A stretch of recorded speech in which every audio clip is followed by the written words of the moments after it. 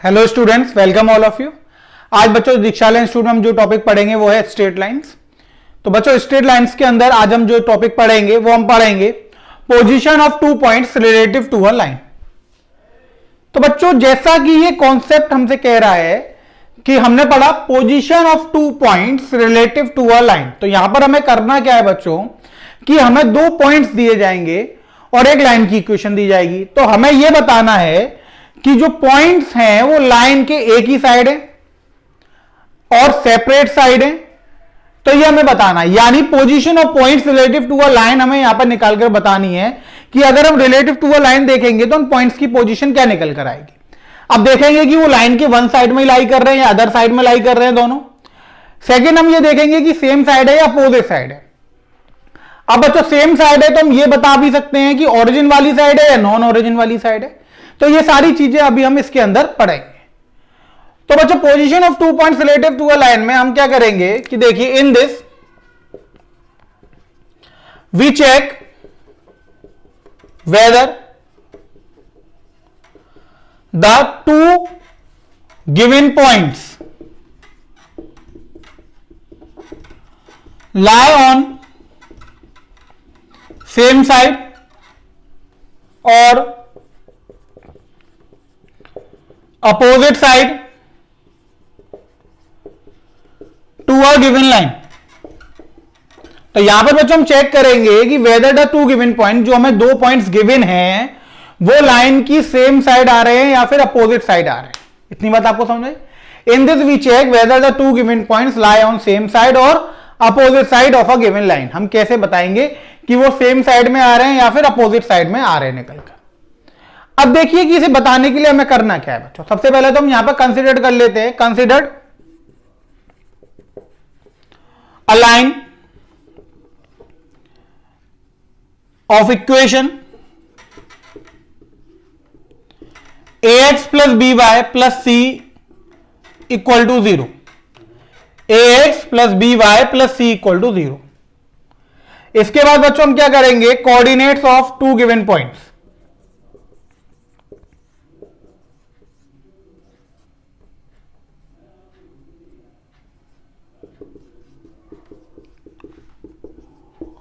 B x1 y1 and x2 y2। अब देखिए हमने क्या करा, सबसे पहले बच्चों एक लाइन कंसीडर कर ली ax plus B Y plus C equal to 0। Second हमने कंसीडर कर लिया बच्चों 2 पॉइंट्स x1 y1, इसको p मान लिया, x2 y2 को हमने क्या मान लिया बच्चों q। अब देखिए कि अगर हम बच्चों यहां पर ड्रॉ करते हैं कोऑर्डिनेट एक्सिस को, x हो x डैश y हो y डैश। मान लीजिए कि ये लाइन l है। लाइन l की बच्चों इक्वेशन हमें पता ही है कि कितनी है, ax plus B Y plus C equal to 0। तो इसकी हमने इक्वेशन मान ली ax plus B Y plus C equal to 0। ये लाइन l की आपके पास इक्वेशन है। अब बात आती है कि p और q अगर सेम साइड होंगे तो बच्चों ऐसा हो सकता है कि p और q इधर आ जाए, या फिर ये हो सकता है कि बच्चों p और q इधर ना आकर p और q इधर आ जाए। ये दोनों ही सेम साइड होती हैं। अब मैंने बच्चों जब आपको लीनियर इनइक्वालिटीज पढ़ाया था तो वहां पर हमने solution of 2 degree solution of 2 variable equations पढ़ा था बच्चों। लीनियर 2 वेरिएबल इक्वेशंस का हमने सॉल्यूशन पढ़ा था बाय यूजिंग ग्राफ। तो मैंने आपको बताया था कि जब भी जैसे हम पॉइंट पी इसमें पुट करते हैं तो जो अगर मान लीजिए कि सेटिस्फाई करेगा तो प्लस का साइन देगा और सेटिस्फाई नहीं करेगा तो माइनस का साइन देगा। यानी अगर हम इधर वाले पॉइंट्स इस लाइन में पुट करेंगे तो वो सारे के सारे पॉइंट्स या तो प्लस का साइन देंगे या फिर माइनस का, यानी एक ही साइन देंगे। इसी तरीके से अगर पी क्यू इधर आ गया तो इधर वाले सारे पॉइंट जो होंगे अगर इस लाइन में पुट होंगे तो या तो प्लस का साइन देंगे या फिर माइनस का, लेकिन साइन एक ही देंगे। कहने का मतलब यह है कि लाइन ने क्या करा, कोऑर्डिनेट एक्सिस है, तो कोऑर्डिनेट एक्सिस है यानी एक प्लेन है, तो इस प्लेन को 2 पार्ट में डिवाइड कर दिया। एक तो उधर वाला पार्ट हो गया, एक इधर वाला पार्ट हो गया। इधर वाले सारे पार्ट्स को जब आप लाइन की इक्वेशन में पुट करेंगे तो आपको सेम साइन मिलेगा, आइदर पॉजिटिव और नेगेटिव। और इस वाले प्लेन से जब आप पार्ट से जब आप पॉइंट्स पुट करेंगे तो भी आपको सेम साइन मिलेगा, आइदर पॉजिटिव और आइदर नेगेटिव। यानी हम ये कह सकते हैं कि आप किसी भी साइड से पॉइंट्स को पुट करिए, यानी आप चाहे तो प्लेन के इस वाली साइड से लाइन को डिवाइड कराए तो पार्ट 1 और पार्ट 2 मान लीजिए, किसी भी साइड से आप पुट करेंगे तो सेम साइन मिलेगा। यानी इधर वाले सारे पॉइंट सेम साइन देंगे और इधर वाले सारे पॉइंट सेम साइन देंगे। अब सेम साइन देंगे तो बच्चों सेम साइन प्लस के भी हो सकते हैं और सेम साइन माइनस के भी हो सकते हैं। तो हम यहां से ये कह सकते हैं कि उन दोनों का जो प्रोडक्ट आएगा वो हमेशा कैसा आएगा, पॉजिटिव आएगा। तो आपको करना क्या है कि बच्चों यहां पर कंडीशन वन आपको लर्न करनी है कि if points P and Q lie on same side of line, अगर lie on same side of line है तो आप क्या करिए कि P और Q को आप पुट करा दीजिए लाइन की इक्वेशन में, सब्स्टिट्यूट करा दीजिए। तो ये हो जाएगा बच्चों ax1 by1 प्लस में c, यही हो जाएगा बच्चों। यानी x की जगह x1 आ जाएगा, y की जगह y1। अब आप q को पुट कराइए बच्चों, तो ये हो जाएगा ax2 plus by2 plus c। तो इसकी जो वैल्यू आएगी वो हमेशा पॉजिटिव निकल कर आएगी। इतनी बात आपको समझ में आई बच्चों? दोबारा समझिए, मैं ना जैसे हम यहां पर चेक कर रहे हैं बच्चों, हम यहां पर चेक क्या कर रहे हैं, हम ये चेक कर रहे हैं कि जो हमें दो पॉइंट्स P और Q दे रखे हैं वो लाइन के सेम साइड आ रहे हैं या अपोजिट साइड आ रहे हैं। तो सेम साइड के लिए बच्चों कंडीशन क्या होती है कि जब दो पॉइंट्स लाइन के सेम साइड आते हैं, इसका मतलब जो साइन P का होगा वही Q का होगा। साइन का मतलब ये हो गया कि इस पॉइंट P को हमने क्या करा, इक्वेशन में रख दिया। पॉइंट P था बच्चों हमारे पास x1 y1, हमने इक्वेशन में पुट करेंगे तो अब इक्वेशन का जो रिजल्ट आएगा वो आइदर पॉजिटिव या नेगेटिव कुछ भी आ जाएगा। मान लीजिए पॉजिटिव आ गया, तो अगर Q सेम साइड है तो Q भी पॉजिटिव देगा, पॉजिटिव इंटू पॉजिटिव क्या मिल जाएगा, पॉजिटिव। मान लीजिए P पुट करने पर नेगेटिव आ गया, अगर P और Q सेम साइड है तो Q पुट करने पर भी नेगेटिव आएगा, तो नेगेटिव इंटू नेगेटिव भी क्या आ जाएगा, पॉजिटिव। अब बच्चों आती है कंडीशन 2। कंडीशन 2 में क्या आएगी बच्चों, if points P and Q lie on opposite side.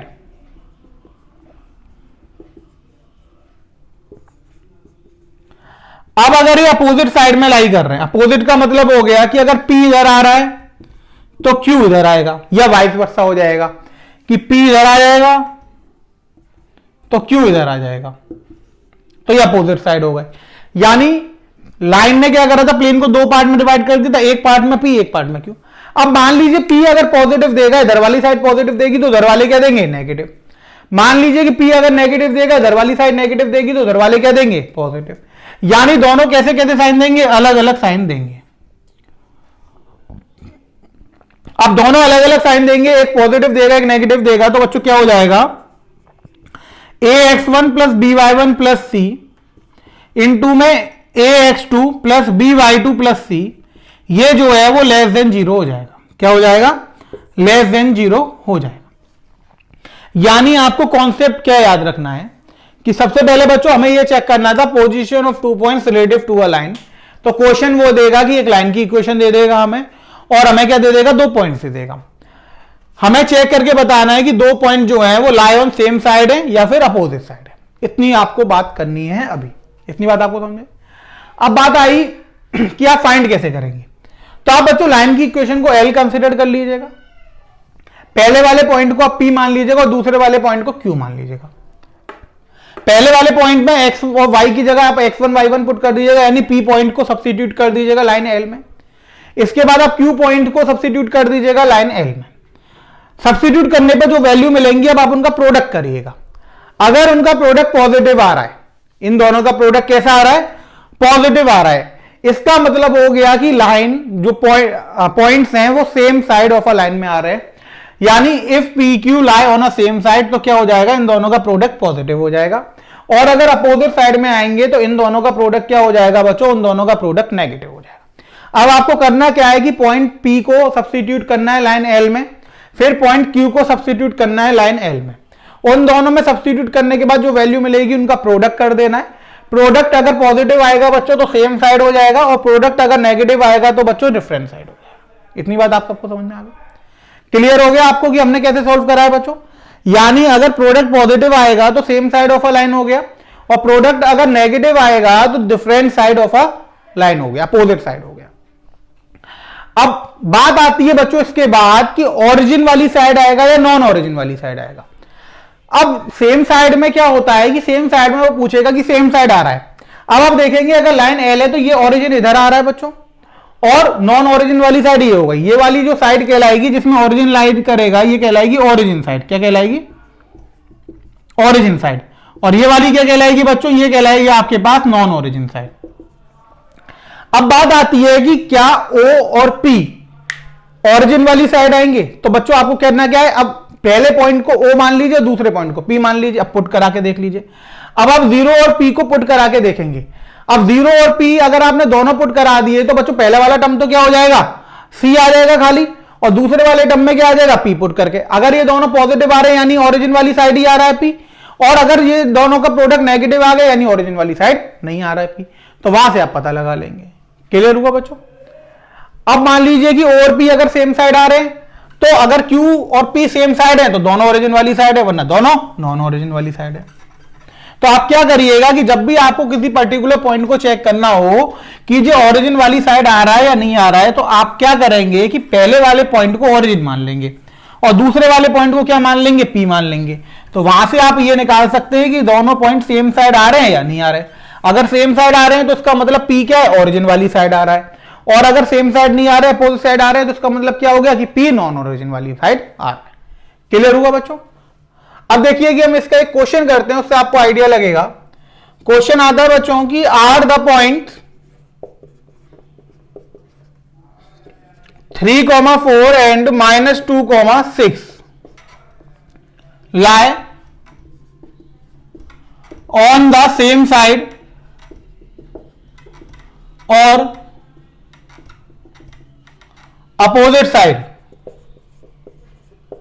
of the line 3x - 4y - 8 = 0। अब वो ये कह रहा है कि यहां पर हमें दो पॉइंट्स दे रखे हैं। पहला पॉइंट हमें दे रखा है 3,4 और दूसरा पॉइंट हमें दे रखा है -2,6। दो पॉइंट दे रखे हमें। अब वो ये कह रहा है कि दोनों पॉइंट जो हैं वो सेम साइड आएंगे या अपोजिट साइड आएंगे लाइन के। और लाइन की इक्वेशन बच्चों हमें क्या दे रखी है? 3x - 4y - 8 = 0। अब देखिए सॉल्यूशन। सबसे पहले आप equation of line L, equation of line L मान लीजिए से, तो ये आगे 3x - 4y - 8 = 0। पॉइंट हमें दे रखे हैं बच्चों, P मान लीजिए पहले पॉइंट को 3,4 और दूसरे पॉइंट को Q मान लीजिए -2,6। ठीक है बच्चों। नाउ अब आपको करना क्या? आपको निकालना है ax1 + by1, या फिर आप लिखिए कि put now put the points P and Q in L। अब आपने क्या करा कि P और Q को लाइन L में पुट कर दिया एंड प्रोडक्ट देम, और आपने उनका क्या कर दिया? मल्टीप्लाई कर दिया। अब आप ऐसा करेंगे तो देखिए आपने क्या करा कि प्रोडक्ट डेम कर दिया, तो पहली वाले पॉइंट को पुट करेंगे तो 3 × 3 - 4 × 4 - 8, यही हो गया। x की जगह 3 और y की जगह 4 आ गया, तो 3 × 3 - 4 × 4 -8 इंटू का साइन लगाया, ये पुट करना है। 3 × -2 -4 × 6 -8, यही हो जाएगा बच्चों। ये हो गया 9 - 16 - 8, ये हो गया आपके पास -6 - 24 -8। -16 - 8 माइनस का 24, 9 गया तो माइनस का 15, माइनस का 38, माइनस से माइनस कैंसिल हो गया बच्चों। अब जो भी वैल्यू आएगी वो पॉजिटिव आ जाएगी, क्योंकि 15 × 38 करना है, माइनस से माइनस तो कैंसिल हो गया। अब 15 × 38 करेंगे तो 15 भी पॉजिटिव है, 38 भी पॉजिटिव है, यानी हम यहां पे लिखेंगे हेयर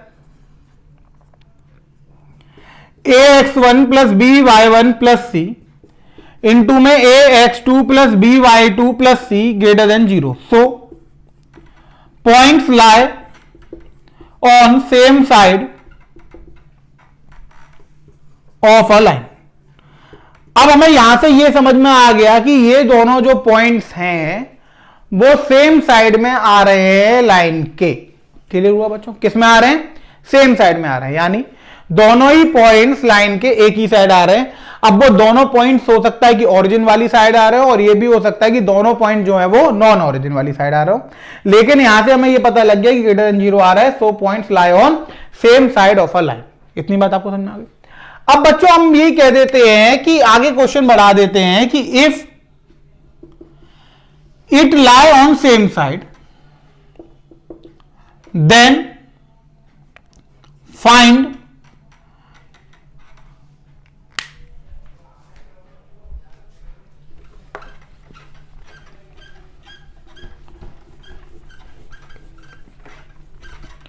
then find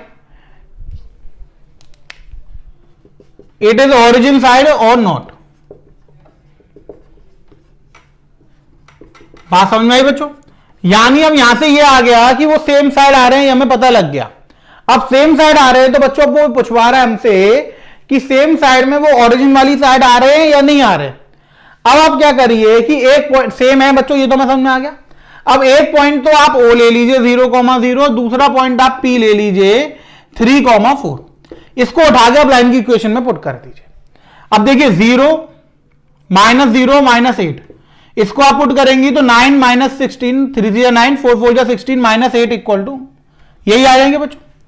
अब ये तो माइनस का 8 हो गया, ये आपके पास -24 माइनस का 15, माइनस माइनस कैंसिल हो गया बच्चों, ये भी पॉजिटिव आ गया। यानी ओ और पी सेम साइड आ रहे हैं, that is P lies on origin side. अब पी अगर ओरिजिन साइड आ रहा है तो पी और क्यू तो सेम साइड आ रहे थे, so P and P comma Q points lies on origin side of a line. समझ में आया हम कैसे फाइंड करेंगे? यानी सबसे पहले तो आपको यह देखना है कि सेम आ रहे हैं या अपोजिट आ रहे हैं। अब आपको सबसे पहले सेम या अपोजिट के लिए ये वाली वैल्यू निकालनी है, ax1 + by1 + c, ax2 + by2 + c। यानी पहले आपको पॉइंट p पुट कर देना है लाइन में, फिर पॉइंट q और जो वैल्यू आएगी उनका प्रोडक्ट कर देना है। प्रोडक्ट करने पे आपको ये समझ में आ गया कि सेम साइड आ रहे हैं, यहां से हमें इतना निकल कर आ गया। अब सेम साइड आ रहे हैं तो या तो दोनों ओरिजिन वाली साइड होंगी या फिर दोनों नॉन ओरिजिन। अब ये चेक करना है कि ओरिजिन वाली साइड है या नॉन ओरिजिन। तो हम क्या करेंगे बच्चों, हम सबसे पहले पहले पॉइंट को ओ मान लेंगे, दूसरे को पी देगा। अब ये देखेंगे कि ओरिजिन और पी सेम साइड आ रहे हैं, अपोजिट साइड आ रहे हैं। अब हमने क्या करा, ओरिजिन और पी पुट करा तो पॉजिटिव आ गया, यानी दोनों कैसे आ गए, सेम साइड आ गए। अब ओरिजिन और पी अगर सेम साइड आ रहे हैं यानी पी जो है वो ओरिजिन साइड में आ गया। तो पी जब ओरिजिन साइड में आ गया और यहां पे हम निकाल चुके हैं कि पी और क्यू सेम साइड में है, इसका मतलब पी और क्यू दोनों किस में आ गए, ओरिजिन साइड में निकल कर आ गए। क्लियर हुआ बच्चों? कॉन्सेप्ट समझ में आ गया कि हम कैसे फाइंड करते हैं? तो बहुत ही आसान है। आपको करना क्या है कि दोनों इक्वेशनों को दोनों पॉइंट्स को सब्स्टिट्यूट करना है इक्वेशन ऑफ लाइन में। जो वैल्यू आएगी उनका आपको क्या करना है, प्रोडक्ट करना है। अब प्रोडक्ट अगर पॉजिटिव निकल कर आएगा तो इसका मतलब यह हो जाएगा कि वो दोनों सेम साइड में आ रहे हैं, और प्रोडक्ट अगर नेगेटिव निकल कर आएगा तो इसका मतलब यह हो जाएगा कि वो दोनों अपोजिट साइड में आ रहे हैं।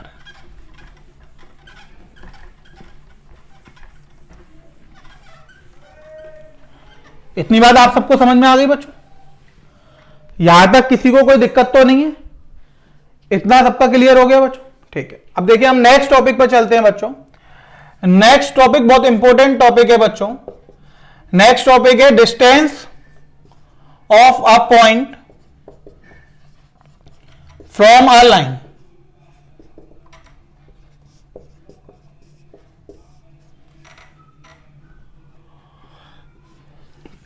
अब देखिए बच्चों, यहां पर क्या है कि हमारे पास एक पॉइंट दिया जाएगा, उस पॉइंट की हमें गिवन लाइन से डिस्टेंस निकालनी पड़ेगी।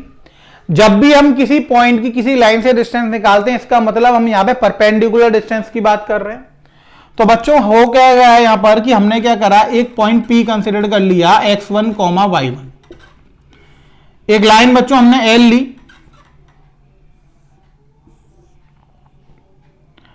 एल लाइन की इक्वेशन हमने ली बच्चों ax + by + c = 0। अब बच्चों हमें ये परपेंडिकुलर डिस्टेंस d निकालना है। यानी अगर हमने परपेंडिकुलर ड्रॉ कर दिया pm लाइन l पर, तो अब हमें pm की लेंथ निकालकर बतानी है कि pm की लेंथ क्या आएगी। ये लाइन l हो गई आपके पास ax + by + c = 0। समझ में आया बच्चों? हमें क्या करना है, किसी पर्टिकुलर पॉइंट की किसी लाइन से शॉर्टेस्ट डिस्टेंस फाइंड करनी है। शॉर्टेस्ट डिस्टेंस का मतलब हो जाता है बच्चों परपेंडिकुलर डिस्टेंस। वैसे तो डिस्टेंस बहुत सारी है, आप देखिए तो जैसे ये d है बच्चों, ये भी एक डिस्टेंस है, ये भी एक डिस्टेंस है, यहां से लाइन बढ़ा लूं तो ये भी एक डिस्टेंस है। तो ऐसे तो बहुत सारी डिस्टेंस निकल आएंगी बच्चों। अब ऐसे तो इनफाइनाइट तक डिस्टेंस निकल सकती हैं कि हम कितनी भी डिस्टेंस इस पॉइंट को एम को इधर उधर सरकाते जाएंगे तो डिस्टेंस अलग अलग निकलती चली जाएगी। लेकिन जब भी हम डिस्टेंस की बात करते हैं तो इसका मतलब हम बोलना चाह रहे हैं परपेंडिकुलर डिस्टेंस या फिर शॉर्टेस्ट डिस्टेंस। ठीक है बच्चों, तो यहां का मतलब क्या हो गया बच्चों, इसका मतलब हो गया परपेंडिकुलर डिस्टेंस जो कि यूनिक होती है, सबसे शॉर्टेस्ट परपेंडिकुलर डिस्टेंस, या फिर हम इसे बोल सकते हैं बच्चों शॉर्टेस्ट डिस्टेंस। तो इन दोनों में से कोई हम एक चीज निकालेंगे बच्चों यहां पर, या तो हम परपेंडिकुलर डिस्टेंस निकालेंगे या फिर हम क्या निकालेंगे, शॉर्टेस्ट डिस्टेंस निकालेंगे।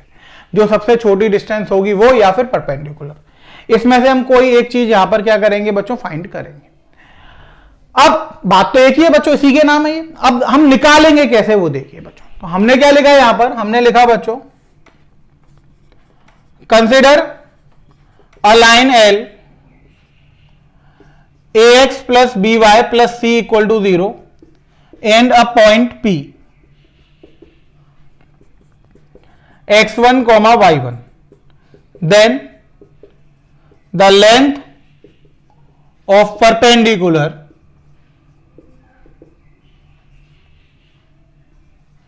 pm from point p to m is given by। तो बच्चों इसका फाइंड करने का तरीका क्या होता है, तो डी डिस्टेंस निकालने का फॉर्मूला बच्चों यहां पर होता है कि हम क्या करते हैं कि इस पॉइंट को इस लाइन में सब्स्टिट्यूट कर देते हैं। इस पॉइंट को इस लाइन में क्या कर देते हैं, substitute. ax1 plus by1 plus सी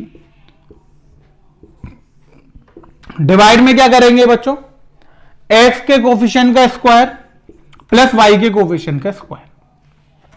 तो यहां से बच्चों जो हमें वैल्यू मिलती है वो हमें वैल्यू मिलती है distance of point P from line L। समझ में आया बच्चों?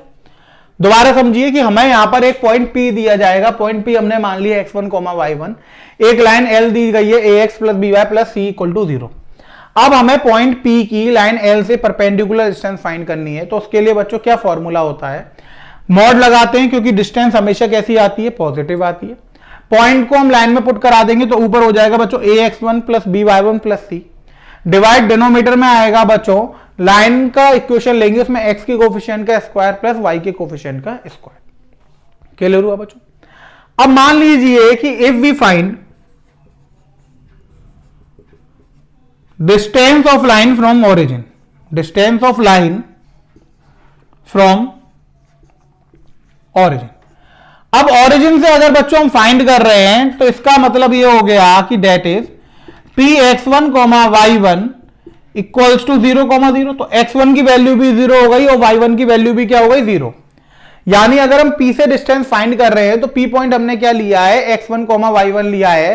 अब x1, y1 को अगर हम ओरिजिन ले लें, क्योंकि ओरिजिन से वो डिस्टेंस कह रहा है, तो अगर हम कंपेयर कराएंगे बच्चों तो x1 की वैल्यू भी 0 हो जाएगी और y1 की वैल्यू भी क्या हो जाएगी, 0। दोनों वैल्यू 0 आ जाएंगी बच्चों हमारे पास।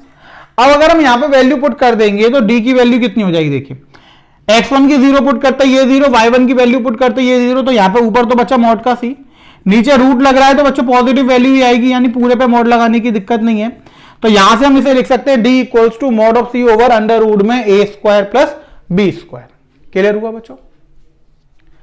समझ में आ गया? यानी जब भी आपको एक पॉइंट की एक लाइन से डिस्टेंस निकालनी है तो उसके लिए फॉर्मूला क्या हो जाएगा बच्चों, उसके लिए अगर पॉइंट x1 y1 लिया आपने और लाइन की equation ax plus by plus c equal to 0 ली है, तो डिस्टेंस का फॉर्मूला हो जाएगा मॉड में ax1 plus by1 plus c over under root में a square plus b square. इतनी बात आपको समझ में आ गई? अब अगर हम उसी पॉइंट को ओरिजिन ले लेते हैं कि अगर हम ओरिजिन से डिस्टेंस निकालेंगे तो कैसे आएगी, तो ओरिजिन से जब भी हम डिस्टेंस निकालेंगे बच्चों तो पॉइंट P हो गया आपका 0,0, यानी x1 की जगह भी 0 आ गया, y1 की जगह 0, तो इतना पार्ट तो 0 हो गया, न्यूमरेटर में बचा c, डिवाइड बाय आ गया अंडर रूट में a square plus b square. Clear हुआ बच्चों? समझ में आया? अब जब भी आपको पॉइंट दिया जाएगा, लाइन की इक्वेशन दी जाएगी, आप इस फॉर्मूले में x1 y1 की वैल्यू और abc की वैल्यू पुट कर देंगे, वहां से आपको परपेंडिकुलर डिस्टेंस निकल जाएगा। या फिर हम उसे शॉर्टेस्ट डिस्टेंस भी बोल सकते हैं, यानी सबसे शॉर्टेस्ट डिस्टेंस हो गया उस पॉइंट का किसी भी लाइन से या उस लाइन से। क्लियर हुआ बच्चों?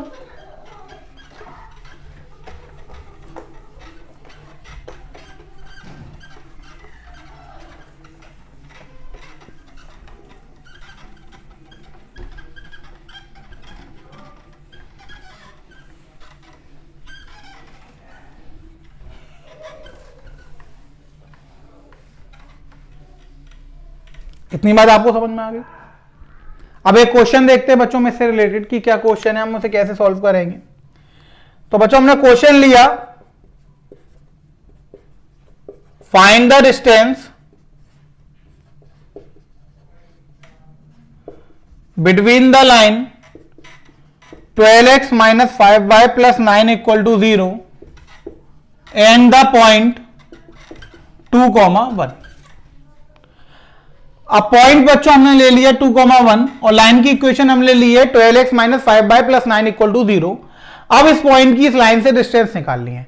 जब भी वो कहेगा कि लाइन से डिस्टेंस फाइंड करो तो इसका मतलब है कि बच्चों वो हमसे कह रहा है कि परपेंडिकुलर डिस्टेंस फाइंड करो। ये अंडरस्टूड है कि अगर वो कहेगा कि लाइन से डिस्टेंस फाइंड करो तो हम क्या कहेंगे, परपेंडिकुलर डिस्टेंस की बात कर रहा है। तो देखिए मैंने यहां पे पी पॉइंट बनाया 2,1। लाइन की इक्वेशन बच्चों हमने ये लिख ली। लाइन की इक्वेशन है हमारे पास 12x minus 5y plus 9 equal to 0। ये एम पॉइंट हो गया बच्चों, परपेंडिकुलर है, हमें ये डिस्टेंस डी निकालना है। तो बच्चों डी का फॉर्मूला हमने देखा था। डी का फॉर्मूला क्या होता था, ax1 plus by1 plus c over under root में A square plus B square, यही होता था बच्चों। अब यहां पर जो x1 और y1 होता था बच्चों वो पॉइंट होते थे और लाइन की इक्वेशन होती थी ax plus by plus c equal to 0। अब आप वैल्यूज पुट कर देंगे बच्चों। तो देखिए a की वैल्यू हो गई 12। इस लाइन में बस ये आपको x1 y1 पुट करना है, तो 12 इंटू 2 माइनस 5 इंटू 1 क्योंकि y1 की वैल्यू 1 है प्लस 9 डिवाइड में आपने करा अंडर रूट में ए स्क्वायर, ए 12 का स्क्वायर प्लस बी स्क्वायर। बच्चों बी की वैल्यू कितनी हो गई -5, तो ये हो गया -5 का स्क्वायर। इतना हो गया बच्चों। अब देखिए डी डिस्टेंस बच्चों हम निकालेंगे तो 12 2 जो 24 -5 प्लस 9 डिवाइड अंडर रूट में 144 प्लस 25 तो 169 13 आ जाएगा बच्चों नीचे। अब 24 है तो बच्चों अगर इसमें हम देखेंगे तो 9 माइनस 5 कितना हो जाएगा 4, तो ये हो जाएगा 28 ओवर 13 क्योंकि ये 169 का रूट कितना हो जाएगा 13। तो डी की वैल्यू निकल कर आ गई बच्चों 28/13। जो भी यूनिट रही होगी वो आ जाएगी क्योंकि डिस्टेंस की बात है बच्चों, तो डिस्टेंस में तो यूनिट आती है।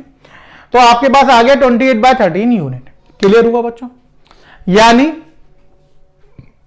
जो पॉइंट 2,1 है उसकी line 12x minus 5y plus 9 equal to 0 से जो परपेंडिकुलर डिस्टेंस निकल कर आई वो कितनी निकल कर आ गई 28/13 निकल कर आ गई। क्लियर हुआ बच्चों, समझ में आ गया आपको। इसमें किसी को कोई दिक्कत तो नहीं है बच्चों। तो ये आपका बच्चों हो गया कि डिस्टेंस अगर हमें निकालनी है किसी पॉइंट की किसी लाइन से तो हम उसे कैसे निकालेंगे। ठीक है बच्चों। एक और क्वेश्चन देखते हैं बच्चों। हम यहां पर कंपटीशन का क्वेश्चन है वो आप ध्यान से देखिएगा। तो बच्चों हमने क्वेश्चन लिखा, क्वेश्चन है बच्चों if P and P dash be the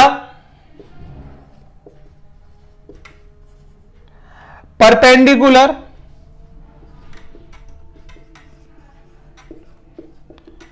distances from the origin to the lines a sec theta plus y cosec theta equals to a and x cos theta minus y sin theta equals to a cos 2 theta। दोबारा सुनिए बच्चों। if P and P dash be the perpendicular distance from the origin, यानी origin से दो line पर हमने perpendicular distance डाली है। पहली लाइन की डिस्टेंस को हमने P मान लिया, दूसरी लाइन को हमने क्या मान लिया P डैश। लाइन की इक्वेशन है आपके पास x sec theta plus y cosec theta equals to a और दूसरी लाइन की इक्वेशन है x cos theta minus y sin theta equals to a cos 2 theta. अब बच्चों हमें निकालना है, वो कह रहा है कि find the value of 4p square plus p dash का स्क्वायर। अब उसने कह दिया कि आपको किसकी वैल्यू निकालनी है, आपको 4p square plus p dash के स्क्वायर की वैल्यू निकालनी है। क्वेश्चन समझ में आया बच्चों। दोबारा समझिए कि हमारे पास ओरिजिन है बच्चों, ये हमने बच्चों ओ पॉइंट मान लिया 0,0। अब दो लाइनें दे रखी हैं बच्चों, पहली लाइन और दूसरी लाइन। पहली लाइन पे परपेंडिकुलर डिस्टेंस p है और दूसरी लाइन पे कितना है बच्चों p डैश। पहली लाइन की इक्वेशन क्या है? पहली लाइन की इक्वेशन है बच्चों x sec theta plus y cosec theta equals to a। ये पहली लाइन की इक्वेशन हो गई L1, ये हमने मान लिया।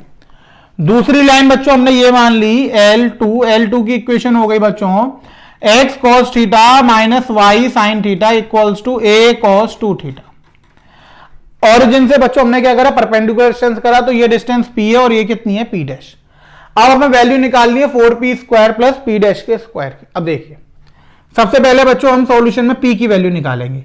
तो p की वैल्यू कैसे निकलेगी बच्चों? ऑरिजिन से इस लाइन की परपेंडिकुलर डिस्टेंस, तो ये तो बच्चों हो जाएगा 0, यानी सबसे पहले हम इसे ऐसे लिख सकते हैं बच्चों x sec theta plus y cosec theta minus a equal to 0, और इसको बच्चों हम लिख सकते हैं x cos theta minus y sin theta minus a cos 2 theta equal to 0। सबको इधर ही लिया है बच्चों। अब ऑरिजिन से अगर हम L1 की डिस्टेंस निकाल लें यानी p निकाल रहे हैं बच्चों, तो यहां पे तो 0 हो जाएगा, y की जगह 0 रखेंगे तो प्लस 0 माइनस का a अपॉन अंडर रूट में बच्चों ये कितना हो जाएगा? sec square theta plus cosec square theta, यही हो जाएगा बच्चों। अब इसको आप आगे देखोगे तो बच्चों ये तो a हो गया ऊपर, क्योंकि मॉड लग रहा है तो माइनस a तो कोई होगा ही नहीं बच्चों। अंडर रूट में इसे आप सॉल्व करेंगे तो सेक में 1 upon cos square theta plus 1 upon sine square theta, यही हो जाएगा बच्चों। अब एलसीएम अगर आप लोगे बच्चों तो एलसीएम यहां पर कितना आ जाएगा? Sec square theta cos square theta, तो ये a sec theta a sine theta cos theta ऊपर चला जाएगा बच्चों, क्योंकि रूट से बाहर आ जाएगा, और अंडर रूट में हो जाएगा आपके पास sine square theta plus cos square theta, इसकी वैल्यू 1 हो जाएगी, तो ये हो गया a sine theta cos theta, यानी p की वैल्यू आपके पास आ गई a sine theta cos theta. ये इक्वेशन 1 हो गई। अब आप क्या निकालेंगे? p डैश की वैल्यू निकालेंगे बच्चों। p डैश के लिए आपको क्या करना है कि 0,0 पॉइंट से इस लाइन की डिस्टेंस निकालेंगे, तो 0 minus a cos 2 theta divide में अंडर रूट में बच्चों x के कोफिशिएंट का स्क्वायर यानी cos square theta plus y के कोफिशिएंट का square minus sign square theta का माइनस का sign square theta. Sign square theta plus cos square theta तो 1 हो गया बच्चों, यानी डिनोमिनेटर रूट तो 1 आ गया। p डैश ये हो जाएगा आपका, p डैश यहां से वैल्यू निकल कर आ जाएगी a cos 2 थीटा। तो अब बच्चों आपके पास p की वैल्यू आ गई और p डैश की वैल्यू आ गई, इतनी बात आपको समझ में आ गई। अब यहां से जो बच्चों आपके पास वैल्यू आपको निकालनी थी, वो वैल्यू आपको निकालनी थी 4p square plus p dash का स्क्वायर। आपको p और p डैश तो निकालना नहीं था बच्चों, आपको तो वैल्यू इसकी निकालनी थी, तो आपने सबसे पहले p और p डैश की वैल्यू निकाल दी। अब आप लिखेंगे बच्चों नाउ, अब आपको निकालना है 4p square plus p dash का स्क्वायर, यही तो निकालना है बच्चों। अब वैल्यू पुट करिए तो 4p स्क्वायर, तो ये हो जाएगा बच्चों p स्क्वायर में a square cos square theta sine square theta plus p dash का स्क्वायर, तो बच्चों ये हो जाएगा a square cos square 2 theta, यही हो जाएगा बच्चों। अब आप देखेंगे कि इन दोनों में से a स्क्वायर बाहर आ सकता है, ये हो गया 4 sine square theta cos square theta यानी 2 साइन थीटा cos थीटा का whole square plus cos square 2 theta, a square आ गया बच्चों। 2 साइन थीटा cos थीटा कितना हो गया? साइन 2 थीटा, तो साइन 2 थीटा का होल स्क्वायर हो गया बच्चों साइन स्क्वायर 2 थीटा, और ये हो गया cos स्क्वायर 2 थीटा। अब sine square 2 theta plus cos square 2 theta की वैल्यू कितनी हो जाती है? 1, तो a स्क्वायर इंटू 1, तो वैल्यू कितनी निकल कर आ गई आपके पास? ये वैल्यू निकल कर आ गई आपके पास a स्क्वायर, यानी आपने यहां से निकाल दिया कि 4p square plus p dash का square equals to a square, ये आपके पास आंसर निकल कर आ गया। क्लियर हुआ बच्चों? समझ में आया आपको? इसमें किसी को कोई दिक्कत तो नहीं है?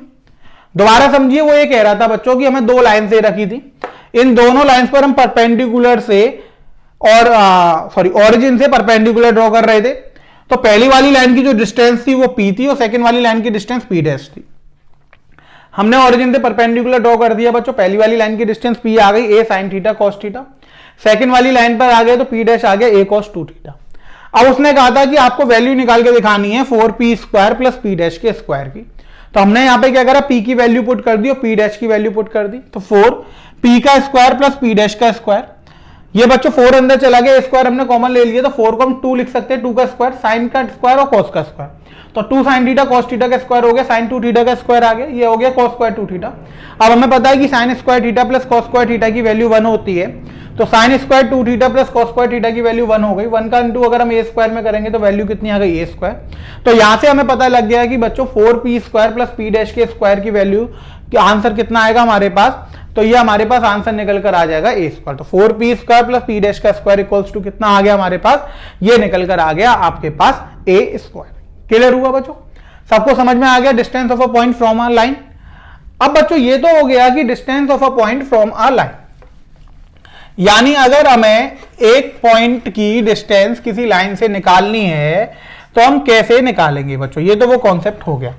अब बच्चों बात आती है कि अगर दो पैरेलल लाइन हमें दे रखी हैं तो उनके बीच में हम डिस्टेंस कैसे निकालेंगे, यानी अब लाइन और पॉइंट के बीच में डिस्टेंस ना निकालकर हमें दो पैरेलल लाइंस के बीच की डिस्टेंस निकालनी है। तो अब बच्चों जो हमारा नेक्स्ट टॉपिक है वो है डिस्टेंस बिटवीन पैरेलल लाइंस। क्या है बच्चों, नेक्स्ट टॉपिक है बच्चों हमारा डिस्टेंस बिटवीन पैरेलल लाइंस।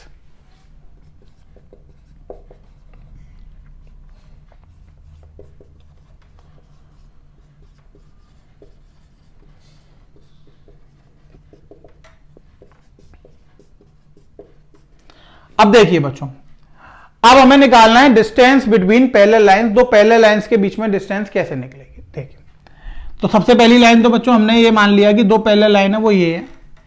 पहली लाइन हमारे पास है L1 और दूसरी लाइन है हमारे पास L2। दो पैरेलल लाइन है तो इसकी इक्वेशन हो गई ax plus B Y plus C equal to 0। इसकी इक्वेशन हो गई ax plus B Y plus D equal to 0। यानी भाई हमें कर रहा क्या, ax प्लस बी वाई तो सेम रहेगा ऊपर वाले में भी और नीचे वाले में भी। ऊपर वाले में हमने कांस्टेंट c मान लिया और नीचे वाले में हमने कांस्टेंट क्या मान लिया, d मान लिया। तो पहली लाइन की इक्वेशन हमने कंसीडर कर ली ax plus B Y plus C equal to 0। Second line की हमने कंसीडर कर ली ax plus B Y plus D equal to 0। अब इन दोनों लाइनों के बीच में हमें डिस्टेंस निकालना है, या फिर आप ऐसा कर सकते हैं कि इसे c1 इक्वल टू 0 मान लीजिए, यहां पर c2 इक्वल टू 0 मान लीजिए। अब इन दोनों के बीच की जो डिस्टेंस होती है बच्चों, दो पैरेलल लाइन के बीच की डिस्टेंस होती है वो हमेशा सेम रहती है। अब देखिए यहां पर हमने क्या करा, हमने लिखा consider two lines L1 and L2 whose equations are L1 हमने माना ax plus B Y plus c1 equal to 0 और L2 हमने माना ax plus B Y plus c2 equals to 0। ये हमने मान लिया। अब हमें इन दोनों के बीच की डिस्टेंस निकालनी है, तो डिस्टेंस होती है बच्चों d। तो d का फॉर्मूला क्या होता है वो देखिए, d का फॉर्मूला होता है बच्चों मॉड में c1 माइनस c2, यानी पहले वाले के कांस्टेंट पार्ट में से दूसरे वाले के कांस्टेंट पार्ट को माइनस कर दो, मॉड में c1 minus c2 divide under root के अंदर x के कोफिशिएंट का स्क्वायर प्लस y के कोफिशिएंट का स्क्वायर। तो यहां से हमें डिस्टेंस निकल कर आती है बिटवीन टू पैरेलल लाइंस। दोबारा समझिए, पहली पैरेलल लाइन की इक्वेशन हमने मान ली बच्चों ax plus B Y plus c1 equal to 0। दूसरी पैरेलल लाइन की बच्चों हमने इक्वेशन मान ली ax plus B Y plus c2 equal to 0। यही इक्वेशन क्यों मानी, क्योंकि हमें पता है कि बच्चों दोनों लाइंस पैरेलल हैं। अब हमें ये पता है कि अगर लाइंस पैरेलल होती हैं तो उसमें सारी इक्वेशन सेम होती है, सिर्फ कांस्टेंट पार्ट अलग होता है। तो ऊपर वाले में बच्चों कांस्टेंट पार्ट c1 है, तो नीचे वाले में हमने कांस्टेंट पार्ट कितना मान लिया, c2 मान लिया। इतनी बात आपको समझ में आ गई। तो ये c1 हो गया बच्चों और ये क्या हो गया c2। अब हमें d बच्चों डिस्टेंस निकाल ली थी दोनों पैरेलल लाइंस के बीच में, तो उसका फॉर्मूला हो जाता है मॉड में c1 minus c2 over under root में a square plus b square. यानी पहले वाले के इक्वेशन के कांस्टेंट पार्ट में से आपको दूसरे वाले के इक्वेशन का कांस्टेंट पार्ट माइनस कर देना है और फिर डिवाइड कर देना है अंडर रूट में a square plus b square से। अब बच्चों बस आपको यहां पर ये एक चीज याद रखनी है कि जब भी आप दो पैरेलल लाइंस लेंगे तो आप ये जरूर ध्यान रखिएगा कि ये ax प्लस बी वाई वाला पोर्शन सेम हो, यानी कि x का कोफिशिएंट x के कोफिशिएंट के बराबर हो और y का कोफिशिएंट y के कोफिशिएंट के बराबर हो। क्योंकि पैरेलल लाइंस में होता क्या है कि जैसे अगर हम बात करते हैं कि अब हमने एक इक्वेशन ली बच्चों जैसे x plus Y plus 2 equal to 0। अब मैंने क्या करा कि इस इक्वेशन में 2 का मल्टीप्लाई कर दिया 2x प्लस 2y। अब मैंने यहां पे 2 की जगह 4 आना था, मैंने 1 ले लिया। तो ये दोनों लाइंस भी पैरेलल है। आप देखो अगर आप इसका स्लोप निकालोगे तो इसका स्लोप m1 आ जाएगा -1/1 यानी -1 और इसका आप स्लोप निकालोगे तो -2/2 ये भी आ जाएगा -1, यानी दोनों की स्लोप बराबर आ रही है, दोनों लाइंस पैरेलल है। अब दोनों लाइंस पैरेलल है और आपने ये फॉर्मूला लगा दिया C1 - C2, तो अब बात ये आएगी कि आपको लेना था अंडर रूट में a² + b²। अब आप a कैसे मानेंगे, 1 को मानेंगे या 2 को मानेंगे, क्योंकि x के कोफिशिएंट को a मानना था। तो पहली वाली इक्वेशन में x का कोफिशिएंट 1 है और दूसरी वाली इक्वेशन में x का कोफिशिएंट 2 है, दोनों पैरेलल है। तो आपको करना क्या होगा कि जब भी आप ये फॉर्मूला अप्लाई करेंगे तो आप क्या करिए, या तो ऊपर वाली इक्वेशन में 2 का मल्टीप्लाई कर दीजिए या फिर नीचे वाली इक्वेशन में 2 का डिवाइड कर दीजिए। यानी आपको कोफिशिएंट ऑफ x और कोफिशिएंट ऑफ y की वैल्यू पहले सेम करनी पड़ेगी। सेम करने के बाद आप उसमें क्या करेंगे, फॉर्मूले को अप्लाई करेंगे। सेम करने के बाद क्या करेंगे, इस फॉर्मूले को अप्लाई करेंगे, तभी आपके पास आंसर निकल कर आएगा। अगर आपने सेम नहीं कराया है तो बच्चों ये फॉर्मूला नहीं लग पाएगा, क्योंकि आपको ये नहीं पता लगेगा कि आप a और b की वैल्यू क्या लेंगे। क्योंकि पहली वाली इक्वेशन अगर आप यहां पे देखेंगे तो a और b की वैल्यू 1 1 आएगी और दूसरी वाली इक्वेशन लेंगे तो आप 2 2 आएगी। इतनी बात आपको समझ में आई बच्चों? तो आपको सबसे पहले क्या करना पड़ेगा कि कोफिशिएंट ऑफ x और y को आपको सेम करना पड़ेगा, उसके बाद आप इस फॉर्मूले को अप्लाई कर सकते हैं।